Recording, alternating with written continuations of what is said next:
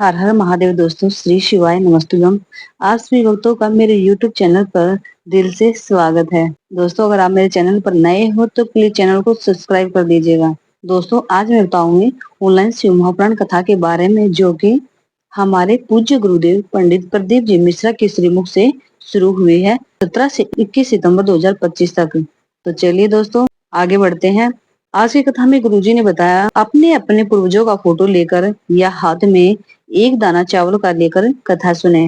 गुरुजी ने कहा कि इस पितृ पक्ष में जो भी कथा सुन रहा है, उसका हृदय, उसका दिल जितनी देर भी कथा में लगता है, उतनी देर हमारे पूर्वजों के कंधे पर शिवम नारायण भगवान हाथ रखकर कथा सुनते हैं। तो चलिए दोस्तों, नेक्स्ट जानकारी की ओर बढ़ते हैं।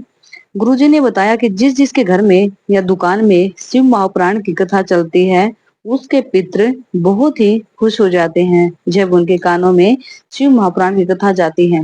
नेक्स्ट जानकारी दोस्तों, गुरुजी के पास एक पत्र आया जो कि प्राची वैश्य शाहबाद जिला अमेठी उत्तर प्रदेश से है, जिसने गुरुजी से एक प्रश्न किया। गुरुजी, हम शिव जी के मंदिर जाते हैं, एक लोटा जल चढ़ाते हैं, रोज माला जाप भी करते हैं, पूजा आराधना भी करते हैं, पर एक बात समझ नहीं आती कि इतना सब करने के बाद भी हमें सपने में शिवलिंग क्यों दिखता है। गुरुजी ने कहा, अगर शिव जी की पूजा आराधना करने के बाद भी यदि हमें सपने में शिवलिंग रोज नजर आता है, तो आपके घर में कोई शुभ कार्य होने वाला है, भगवान शंकर की कोई करुणा होने वाली है। चलिए दोस्तों, नेक्स्ट जानकारी की ओर बढ़ते हैं।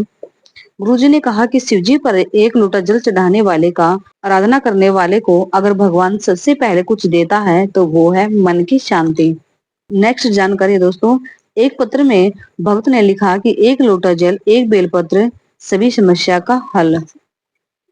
गुड्डी देवी, राजू सक्सेना, दिल्ली एनसीआर से, उन्होंने बताया, गुरुदेव, एक लोटा जल चढ़ाने का क्या वर्णन करूं। गुरुदेव, मेरा बेटा कई सालों से तैयारी कर रहा था डॉक्टर बनने के लिए। 3 बार एग्जाम देने के बाद भी नंबर नहीं आया। तब मेरा बेटा बिल्कुल हार चुका था। हमने मेरे बेटे को कहा कि दिन रात ये कर दो और उसके साथ एक बेलपत्र पर शहद लगाकर चढ़ा कर जाओ, फल जरूर मिलेगा। फिर पशुपतिनाथ का व्रत भी किया। गुरुदेव, ऐसी कृपया हुई कि मेरे बेटे का नेट क्लियर हो गया। आज एमबीबीएस में एडमिशन हो गया सरकारी कॉलेज में। दोस्तों, नेक्स्ट जानकारी देते हैं। यदि संसार का मनुष्य जीते जी मरने के बाद नहीं, जीते जी अगर मन की शांति चाहता है तो वो शिवालय में आकर अगर एक लोटा जल चढ़ाता है तो वो शांति उसे जीते जी मिल जाती है। नेक्स्ट जानकारी दोस्तों, पूजे की कथा जो सीहोर कुबेरेश्वर धाम में 5 दिवसीय हो रही है, ये सिर्फ कथा नहीं है, बल्कि महादेव अपनी शिव पंचायत में सूर्य नारायण भगवान, गणेश, माँ जगत जननी, विष्णु भगवान, भगवान महादेव आपके घर आकर आपके पूर्वजों का, पितरों का कल्याण करना और आपका भंडार भरने की कथा है। एक और सबसे महत्वपूर्ण बात, इस पितृ पक्ष में 5 दिन अगर आदमी कुछ ना करे, उसने तर्पण भी नहीं किया, पिंडदान भी नहीं किया, उसने किसी को भोजन भी नहीं दिया, उसने एक अठन्नी का भी दान नहीं किया, ना अन्न दान किया हो, यदि उसके घर में परिवार में कोई एक इंसान शिव महापुराण की कथा सुनता है तो उसके पूर्वजों को मोक्ष तो वैसे ही मिल जाएगा।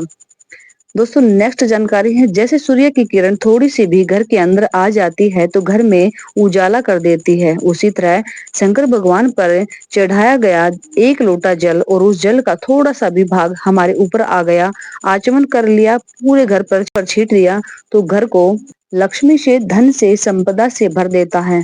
पितृ पक्ष में प्रदोष के दिन, प्रदोष काल में यदि भूल से भी एक लोटा जल आपके हाथ से चढ़ जाए, और यदि पितृ पक्ष में आपके हाथ से एक लोटा जल, एक बेलपत्र, एक चावल का दाना आपका शंकर भगवान को चढ़ता है, या प्रदोष काल में बेलपत्र के नीचे, तुलसा के नीचे, या वट वृक्ष के नीचे, या पीपल के नीचे, या आंवले के वृक्ष के नीचे यदि एक दीप प्रज्वलित होता है प्रदोष काल में, तो निश्चित है आपके पूर्वजों को तर्पण हुआ कि नहीं हुआ, पिंड हुआ कि नहीं हुआ, लेकिन उनको मोक्ष निश्चित है। दोस्तों, आज की कथा में गुरुजी ने नवरात्र के बारे में बताया है। नवरात्र में जो व्रत कर रहे हैं बेशक करो, लेकिन साथ में नवरात्र में यदि प्रेमवश माता जगत जननी माँ दुर्गा भवानी को मंदिर जाने के बाद एक लाल फूल की 9 पंखुड़ियां जरूर समर्पित करो, और वो भी नहीं कर सकते तो आपके घर में माँ दुर्गा के पास 9 चावल लाल चंदन में भिगो कर जरूर चढ़ाएं और भगवान भोलेनाथ के मंत्र श्री शिवाय नमस्तुभ्यम का जाप करें।